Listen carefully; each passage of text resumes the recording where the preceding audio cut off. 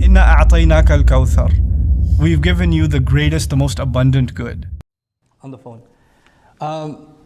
You see, the vast majority of Muslims today, or such a huge number of Muslims today, that are educated.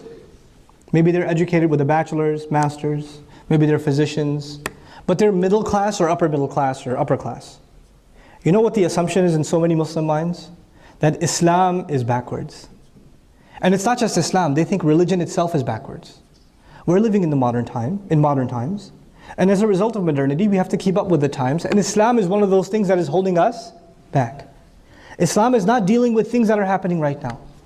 When we create practical Islamic education that deals with realities of our time, then we are able to display in the most intellectual fashion that Islam, in fact, doesn't just deal with the situations of our time, the needs of our time, the criteria, the areas of inquiry of our time, but actually has solutions in these areas that haven't yet even been discovered.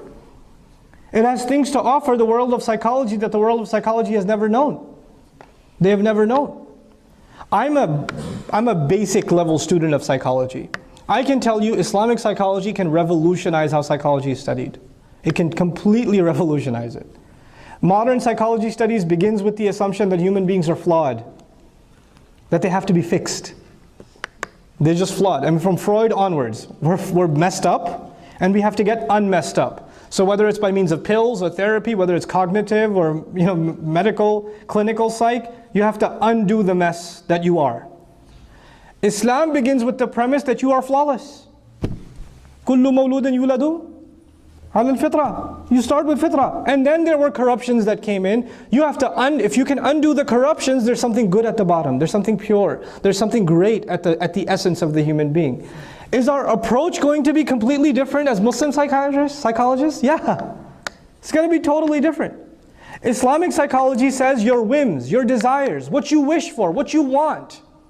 Allah put that in you, but you have to control it in order to achieve happiness. If you let your desires control you, you will be miserable in this dunya and in the akhirah. Modern psychology says do what feels good. Do what feels good. That's what they'll tell you. What makes you feel comfortable? That must be the judge of what is right for you. Because what is right for you is not what's right for me. Everybody has their own what's right for you based on what? Your whim, your personal desire. Does Islam have something else to offer? Even on the psychological side? Absolutely.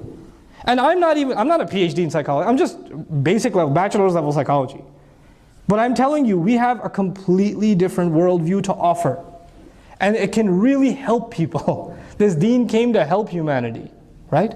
So we are going to be able to give the highest levels of education in Islam if we address the foundations. This is the few things that I wanted to share with you about the renaissance in Islam, that inshallah ta'ala, I'm completely optimistic that it's coming.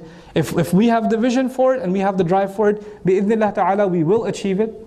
In our own lifetime, we will see a revolution in how Islam is understood all across the world, and the ummah will be uplifted in its information, in its understanding, and in its application. Barakallahu li wa lakum. I'll open it up at this point, inshallah ta'ala, for questions and answers, but before that, Suhail and some of the associates at Sofa are going to make some announcements for you guys.